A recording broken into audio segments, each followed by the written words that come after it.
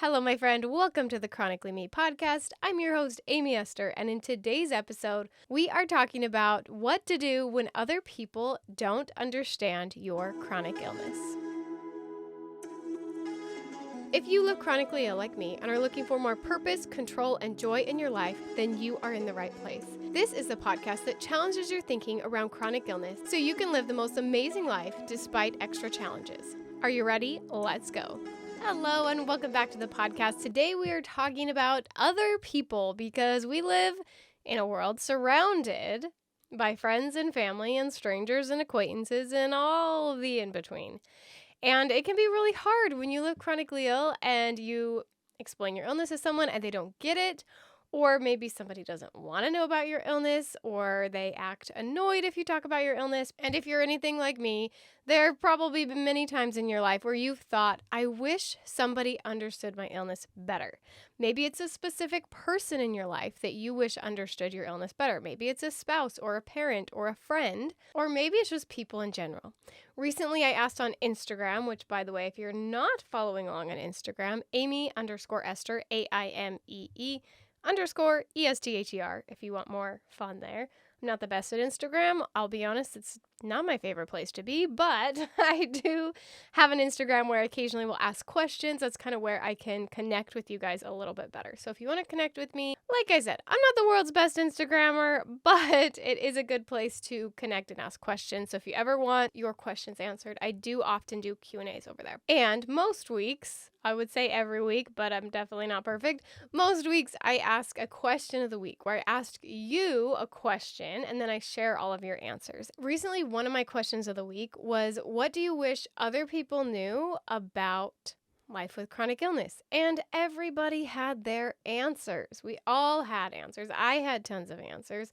We wish that they understood that we weren't faking it, or that we really were this sick, or that we hate it just as much as they hate it, or we get just as frustrated, or we wish we didn't have to cancel on other people. And there were just so many things that we wish other people understood about us. And I definitely would say I am guilty of this thinking that I need other people to understand my illness. But today I want to share with you 3 new ways that you can think about other people when it comes to chronic illness and how to approach when someone else doesn't understand your illness or someone else doesn't get it or they aren't showing up in the way that you want them to. We're going to talk about that all today.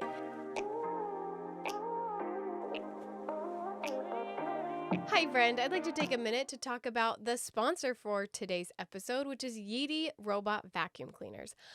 I am absolutely obsessed with my Yeti. It has made my life with chronic illness so much easier. I can't even begin to explain the stress relief and the energy that I have saved by having a robot vacuum in my home. I have 2 young children who like to drop crumbs on my floors all day. And I have one child who has very severe environment allergies. And so vacuuming every day, multiple times a day even, is part of my daily routine that just needs to get done. And now that I have a robot vacuum cleaner, it has made my life so much easier. And the Yeti Vax Max is also a mop. So not only does it vacuum, but it also mops my floors as well. And it has a carpet detection center, which smartly identifies your carpet and automatically increases suction on the carpet. The Yeti maps out your space like a GPS for whole floor coverage without missing any spots. It comes with an app. You can use the app to customize your cleaning and avoid certain areas that you don't want the vacuum to go to.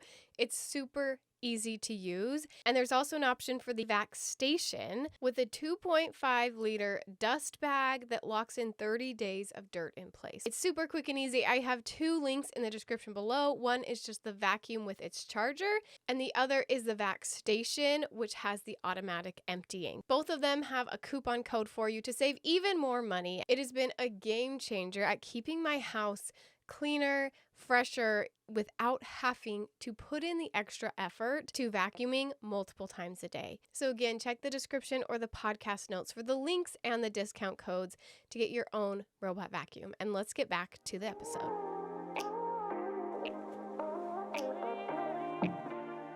So the first thing that I want you to know, the first idea I want you to take home and try on and see if this works for you when trying to get other people to understand your illness is no one will ever understand it. And nobody has to understand it because you understand it. Why do we expect other people to get it? And I do this too. I'm totally guilty of this. I expect other people to understand what I'm going through and to remember things that I've told them about my illness. That is not their job. That is my job. Why would I expect my husband to understand life with chronic illness if he's never lived chronically ill? And like I said, I'm guilty of this. I always struggle when my spouse gets sick. When he gets a temporary illness and he gets to have a few days where he lays down in bed and recovers and gets to be sick and take off work and take off time, maybe watching the kids and be a little bit pampered too, and just time to be sick. And although the way he's feeling right now might not be exactly how I feel all day, every day, when he gets the flu, that's similar to how I feel. I feel nauseous all the time. I feel lightheaded all the time. I don't want to eat anything all the time. I feel fatigued all the time. I just want to lay in bed all the time. I feel achy. My muscles ache so bad all the time. And then I see him being able to take the time to be sick for a few days and then get over it and get back to his normal life. And it sometimes makes me resentful and makes me angry and makes me annoyed that I don't get that. I feel resentful that I feel very similar, maybe not exactly the same, but I might feel very similar to that on a day-to-day basis, and I still take care of the kids. I still do the dishes. I still try to keep up with the housework. I still try to work. I still try to put out a podcast every week. I still try to do these things, even though I feel that way all the time. And then I watch him, or anyone else for that matter, being able to just be sick and then get over it and get back to life. And sometimes I think, how do other people not feel more sorry for me? Or I think, how do other people not understand chronic illness? Because they've been sick before. And I think it's just being sick, but never ending. How are they not showing me more empathy? How are they not understanding what I'm going through better? How are they getting annoyed at me for being sick when it should be very clear that it's just being sick for a really long time? And I've said that before to people, like, think of the last time you had the flu, but then it never went away. And I think, oh man, that sounds so hard. But here's the thing. They don't actually get it because they haven't gone through that. Now, when I see people temporarily sick, whether it's, maybe a few months, or I see people who are sick for a week or a few days, and sometimes it's hard not to feel annoyed when they complain about their temporary illness and they complain that they know there's an end in sight. I see this a lot with my friends who are pregnant, and I feel sometimes like they complain through their pregnancy and they can see an end in sight. And if I can see an end in sight, for example, when I'm pregnant and I'm extra sick, it's so relieving to me to know that there's an end in sight. It's so exciting to me. It's not that awful to me because I know there's an end when I'm so used to living sick, not knowing there's an end.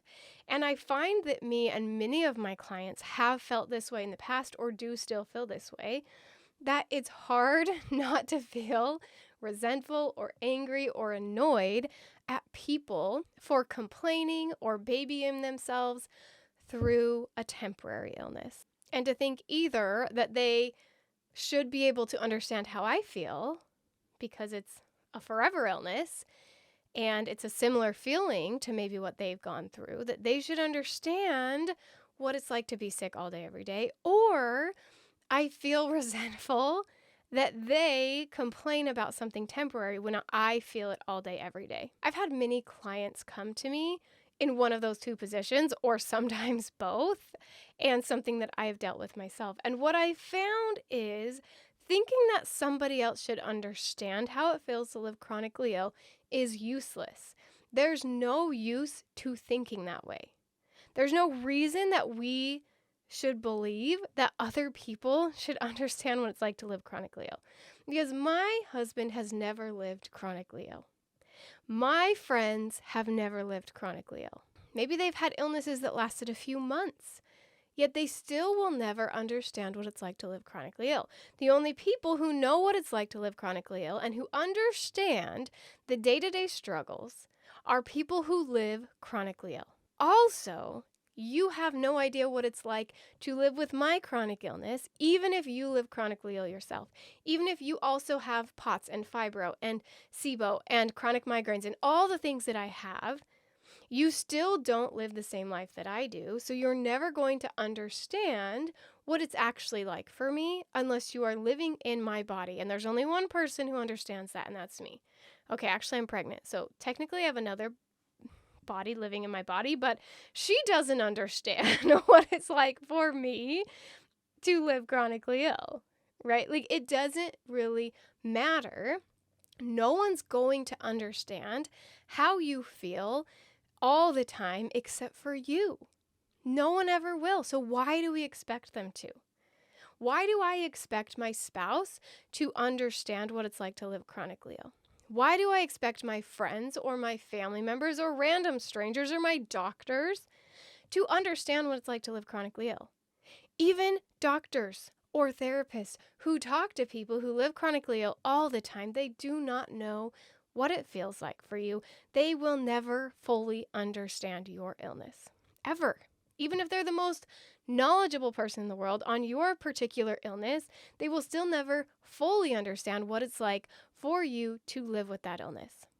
Just like I will never fully understand what it's like for you to live with your illness, you will never understand that for me. And everybody has their own crap. Everybody has awful, terrible things that they go through. We so often get stuck in our own heads. It's all about us. I'm thinking about me and what I'm going through and the struggles I have. And I don't stop to realize everybody has their struggles. I was recently talking to a friend about someone who we may have judged for some actions that they took. And then we found out that this person was really struggling with a mental illness.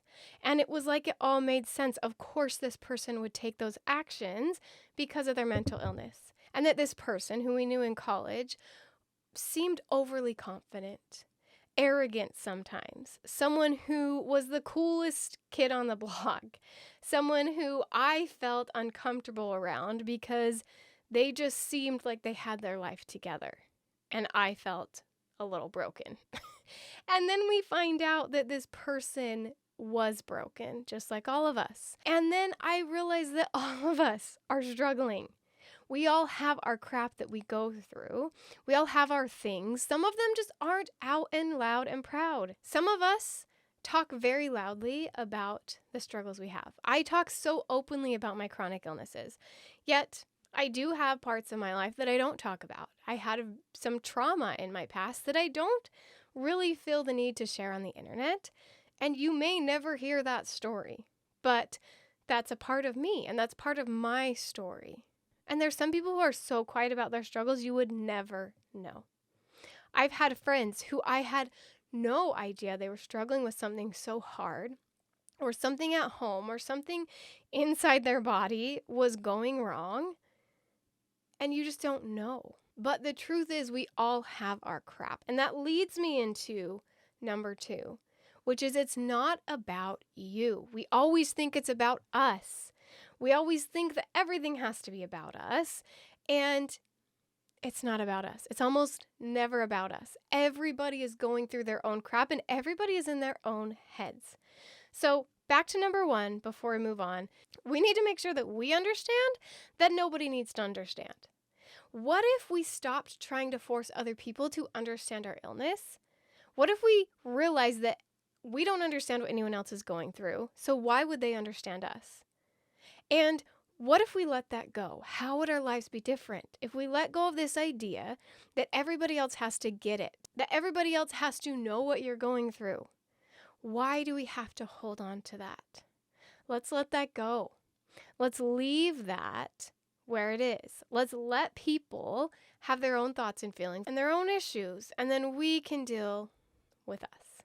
So, number 2 is it's not about you. Okay? So, yes, everybody has their own crap and they're going through their own heads. But what's so funny is we make everything about us. And I am so guilty of this. When my husband tries my dinner and he says, Aimee, I didn't like this chicken that you made. I make that about me. I say, oh my gosh, I'm a bad cook. I never do anything right. Why do I even try cooking? He doesn't even like it. That's not about me. That tells us nothing about my cooking.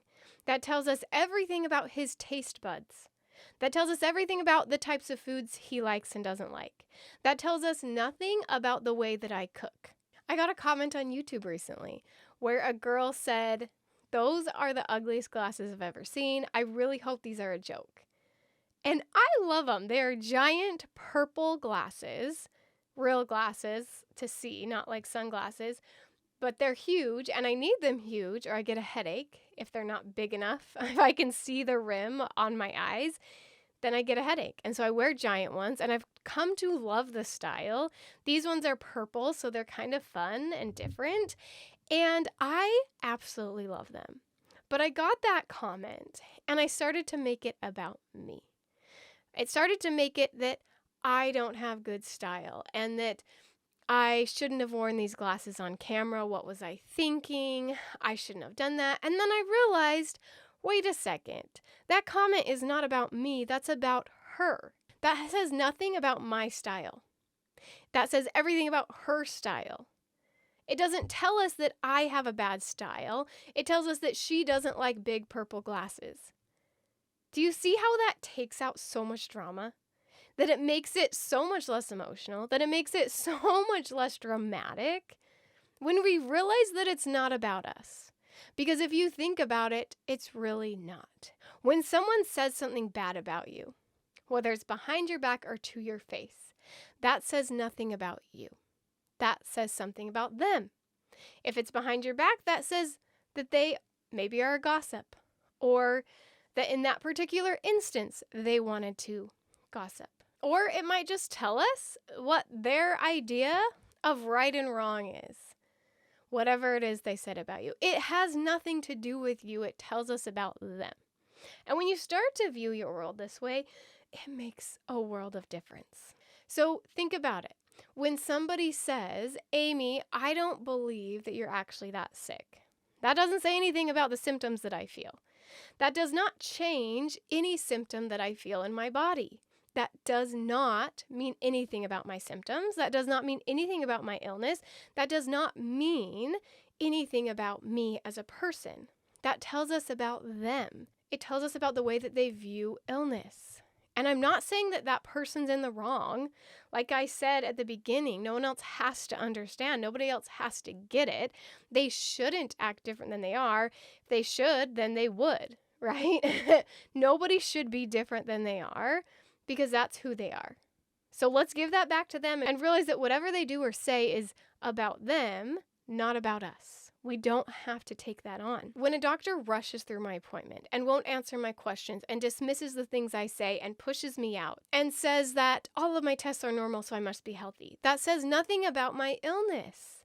That says everything about that doctor's schedule. Maybe he has a busy schedule. That says everything about the way that he views his patients, which in some ways is probably really good and helpful to some patients, that he views them very logically, and in some ways it can be very hurtful to other patients. And again, it's not that he's doing it wrong, it's just him being who he is, but it doesn't tell us anything about me, the way that he talks to me or the way that he treats me or what he says to me. It tells us about him. So let's stop making it about us.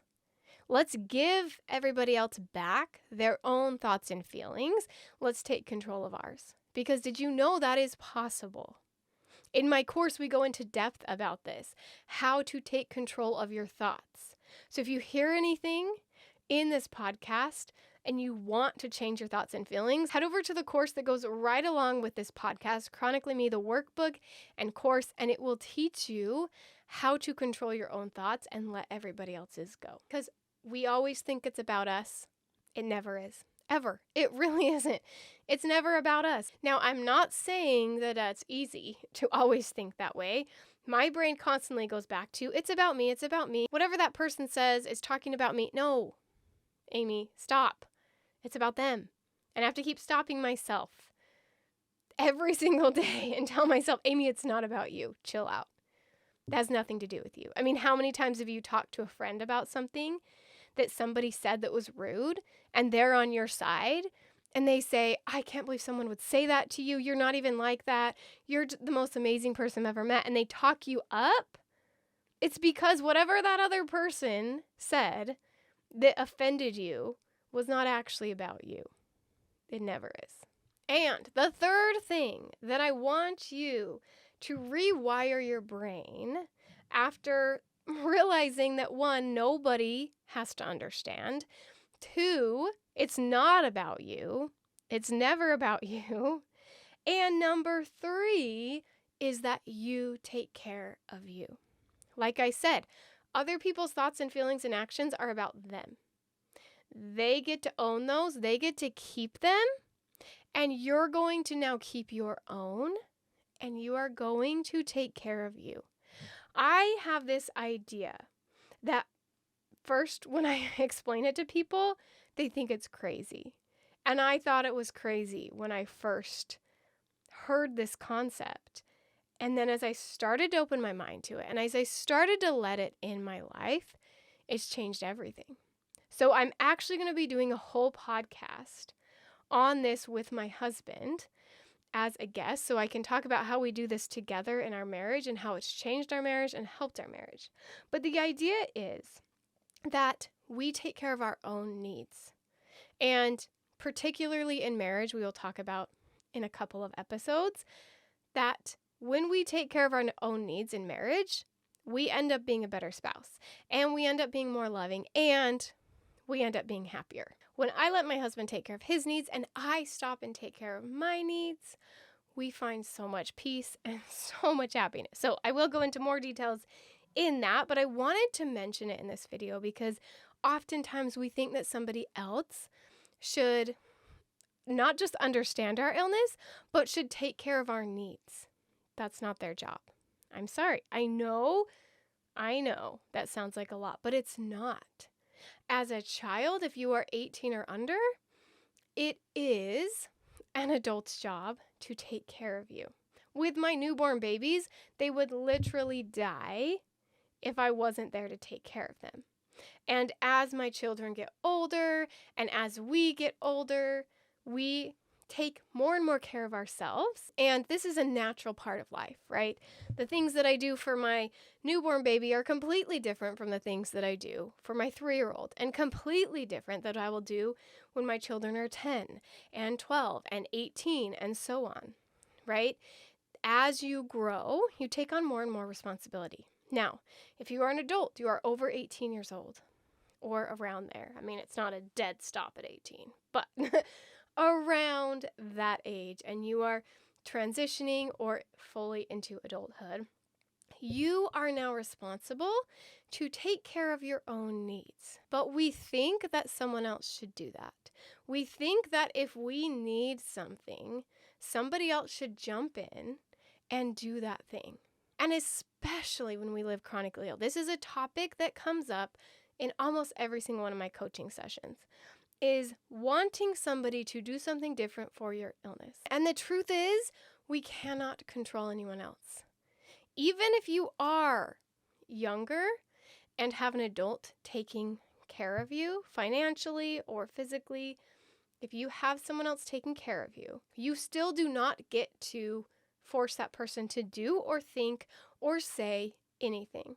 We cannot force anybody else to be different than they are. We can't do it. It's literally not possible. If I knew how to do that, I would be a millionaire. And even though pretty much every day my brain says, you should be able to control that person, I can't.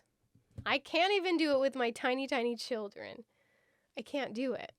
It's not possible. So what if instead of trying to force someone else to meet our needs, we meet our own needs? If we have a need, for example, a need that I have, which is to talk to someone. I feel so much peace when I talk things out. If you can't tell by how much I talk on the internet, I have a need to talk. It helps me so much to be able to talk out my feelings. So let's say I have a spouse who won't talk to me about the things I'm going through. Well, if I'm going to meet my own needs and that person is not meeting that need, they're not being that for me, then I need to go find that. I'm not going to force him to talk to me because, first of all, let me just say this. If my spouse doesn't like to talk to me, and mine, he will, but it's not his favorite thing to do, okay? Let's just be honest. He thinks I talk a little too much, which is like, okay, that tells us about him. That doesn't tell us about me. Do I talk too much? Maybe many people would agree, but still, it doesn't say anything about me, right? That tells us about him and his preferences on talking to someone. And although we have great conversation every day, I often sit down and ramble and I talk and I, cry and I get things out, and he maybe doesn't know what to say at times.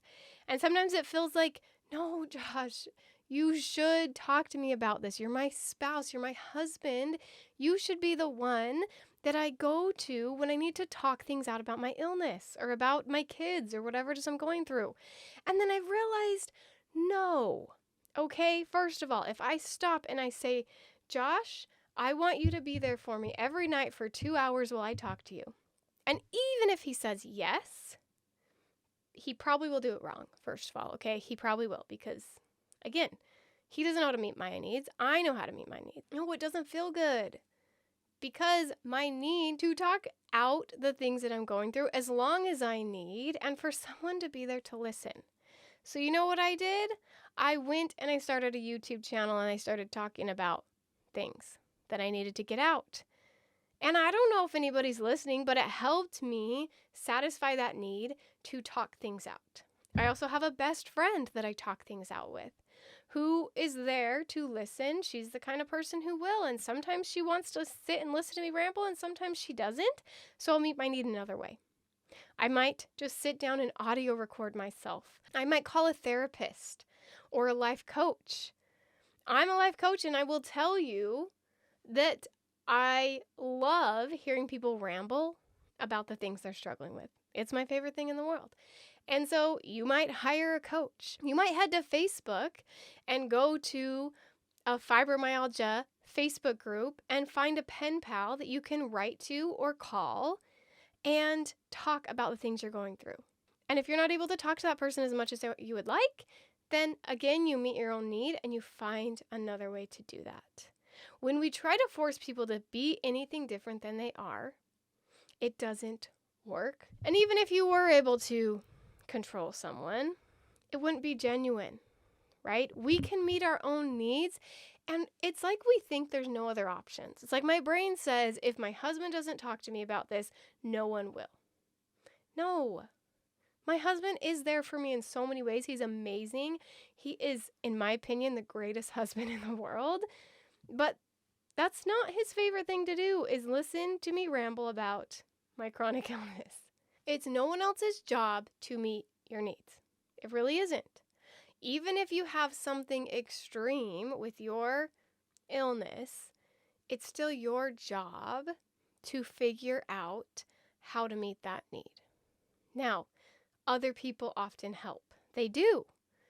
Like you guys who follow me have helped me with my ability to ramble and talk and have people to respond to me and say, hey, thanks for rambling today, Aimee. I really enjoyed it. That helps me. And there's people who are there, and that's amazing when they show up. And it's amazing when my husband, who doesn't necessarily want to sit and hear me ramble about my illness for 2 hours, has a night where he does. And where I'm really struggling, and he sits down and he does nothing but put his arm around me and listen to me. And he says, Aimee, do you want me to fix this or do you want me to listen? and I say, I want you to listen right now. And he does just that, and he does it perfectly. It's amazing and it's beautiful, and we live in a world with amazing people that surround us and help us and lift us up, but it's not their job to do so. And when we expect it, that's where the problem lies. When it happens, we can enjoy it, we can love it, we can take it all in. But when we expect it, we will always have problems because no one will ever do it right because they have a different brain than you. No one will ever fully understand your illness because they have a different brain than you. And no one will ever take care of your needs exactly the way you need to. I had a client once come to me and she said, Aimee, I'm so annoyed at my doctors because I tell them about my chronic illness and I have this and this and this and this problem and that I can't take this and this medication. And then I go in the next time and they've completely forgotten and they try to give me that medication that I told them that I couldn't take. And I say, whoa, whoa, whoa. That's not their job. To remember every single detail about your illness, to know that it affects every single part of your life, to know that it affects you from the time you wake up in the morning until the time that you wake up the next day. That's not their job. It's not their job to remember every detail. It's your job. And I like to say, good thing I was there to stop them from giving me that medication I'm allergic to. Good thing I was there to tell them what I needed. Now, are there rare cases where someone is unconscious and someone else does it wrong? Maybe you're unconscious and someone gives you a medication you're allergic to. Can you meet your own needs in that situation? No, of course not. So I'm not saying that there aren't exceptions to this. Of course there's exceptions, but generally, if we focus on meeting our own needs, we will find so much peace. So as with everything that I talk about on the podcast, it's not about doing it like this perfectly all the time. Because I remember when I first heard an idea similar to this from someone, I'm thinking in my mind that this is how they live 24/7. There's no way, okay? Do I constantly 24/7 think I'm meeting my own needs and not expect anyone else to? No, I always expect other people. But when we try these ideas on and we bring them into our lives a little bit at a time, it can make a huge difference. There will always be exceptions. There will always be days where you're so emotionally drained that you feel like you can't do anything but complain and stress and feel overwhelmed. I do that all the time. So again, I'm not saying that I'm perfect. I'm not saying that I always meet my own needs and never expect other people. I do, okay? I do. And I want to get that clear in every single podcast episode that I am not a perfect human being. But when I add these ideas to my life, it helps me. And again, I have to remind myself over and over again. It's not something that I just decide I do and then I snap my fingers and it's done and I live like that for the rest of my life. No, I have a human brain and it comes and goes. And I have days where I need to be reminded, whether by someone else or by myself, that I can control only myself and I can't control other people and that nobody else needs to understand me and that I got me and that it's not about me when somebody else says or does anything. I got to remind myself of that sometimes, okay? So that's why the podcast is here every week, because this isn't just a one-time thing. I created a course to help you put these ideas into action. But that's why I started the podcast, is because I had this course that I thought was so helpful, but it needed to have a constant reminder. We needed to constantly be reminded of these things. When we forget, that's where the problem lies. In my religion, I'm a member of the Church of Jesus Christ of Latter-day Saints, and I find it so fascinating that the lessons that we have at church are all the same. Hardly ever is there something completely brand new. We talk about the same topics over and over and over again, and yet that's what I need. Over and over again, we talk about prayer and tithing and forgiveness and love and all these things that we talk about at church. We talk about them over and over and over again because I need the constant reminder. So if you're hearing this and you're like, Aimee, that's not realistic, just take it bite at a time. Just try one little concept, try it for one day, try it for one moment, and see how it is. And then you might have to remind yourself over and over and over again. And you might have to come back to a podcast episode every week. You might have to re-listen to this one every week, and that's okay. I wanted to also mention how we can talk about our chronic illness with other people. So the first thing that I like to do is explain my illness. Okay, I like to talk about it. I like to share. I like to, at moments where I feel like I need it. If I meet a new friend, I feel like I need to tell them that I have heat intolerance and that I might not be coming and hanging out at the park with her. And if I start a new job, I might need to tell them about my limitations before I get even hired. I might need to tell them. I might need to explain my illness. So number one thing to do is always explain. Explain what's going on. Then I typically like to kind of notice whether someone else is interested or not. If it's a job, yes, maybe you write things down and you give your boss a list of things they need to know. But if it's a friend, if it's a family member, I like to just let them kind of take the lead and say, okay, are they asking me questions? Do they act interested? Because again, it's not about me. If they're not interested, it is not about me. It doesn't affect me. It doesn't have to make me feel bad if they don't care about my illness. No, it's not about me. We remember that, right? And we notice, maybe they don't seem very interested. Maybe they don't ask any questions. Maybe they just are changing the subject really quickly. If that's the case, I'm like, you know what? It's done. I'm going to meet my own need, and I'll save this story for someone who maybe cares a little bit more. And I want to also mention that I want you to share this because you want to or because someone else asked you to. If you're starting a new job, you might want to tell your boss about your illness. If you meet a new friend, you might want to tell them about your illness. Maybe you just like talking about your illness because it's the only cool thing about you. That's how I feel. I'm like, I have this really cool, unique thing about me. You're going to want to hear all about it. Trust me. It's a really great story. So I tell it because I like telling the story or because somebody asked me and I want to answer their questions. But it's not because I need them to understand my illness. It's not because I need them to meet my needs. It's not because I need them to validate my feelings. It's because I like talking about it and or they've asked me about it and they seem interested. Now, if they don't get it or they get confused, feel free to clarify. You can clarify as many times as you need to help them understand it, but do it all with love. We want to do all of it with love for ourselves and for them. We want to love everybody. Can we just do that? Can we share about our illness? Can we clarify? Can we answer questions? Or can we stop talking about our illness for a second out of love for them and for us? Every time we do something out of love, we are going to be happier. They are going to be happier. Every time we do something out of love, it's the right choice. Now, I am a strong believer in everybody gets to choose what's right and wrong for them, but in my head, in my opinion, when you do it with love, it's the right choice. And the last step, after we have shared about our illness, we've maybe answered questions, we've clarified, we've done it all out of love, is the last thing we want to do is let it go.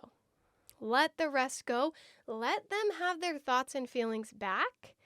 Let's not force them to think and feel the way that we do. Let's not force them to understand our illness because, again, they never will. If we understand they never will, then we tell them because we love them and because we love us, not because they need to understand. Now, let's do an example here so you can kind of understand how, ideally, I like to do this. Again, I'm not perfect, but on the times where I've been perfect, this is ideally what happens. Let's say a family member invites you to dinner and you have told them 10 times that you do not eat dairy. You're like, family member, who should it be? Should it be sister? We'll say sister. I've told you that I don't eat dairy. Okay? And you've told them enough times that you feel like they'll probably get it, right?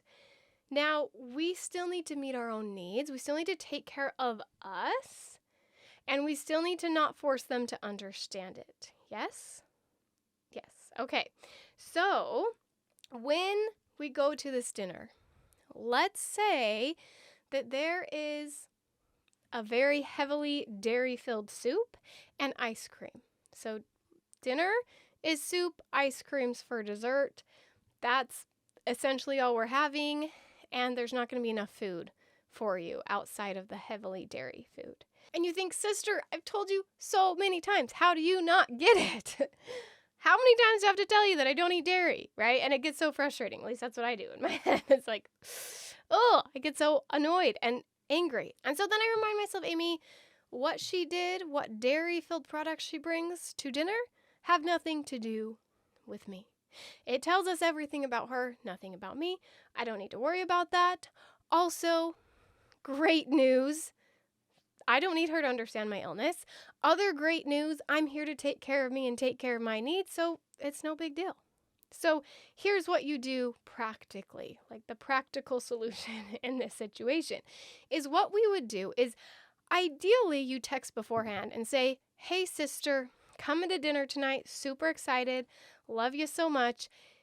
Are there going to be any dairy-filled dinners? I just want to remind you, I can't have dairy. Is there going to be anything extra? If not, I'll bring my own food. I'll eat before.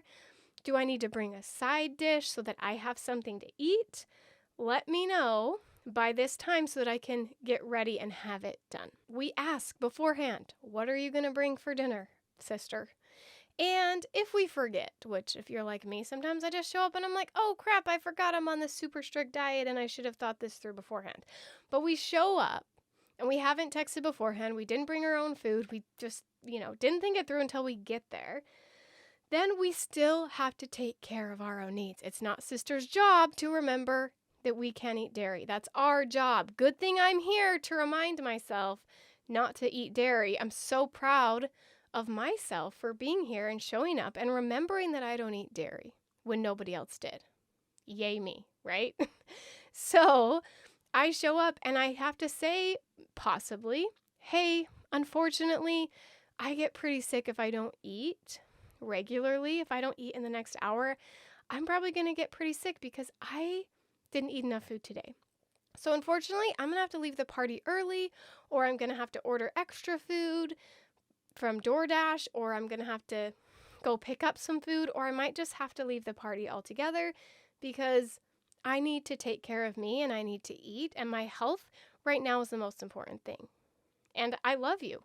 And I always want to end with I love you, sister, even if you didn't remember that I can't eat dairy. Because guess what? Everybody has a lot of people to think about.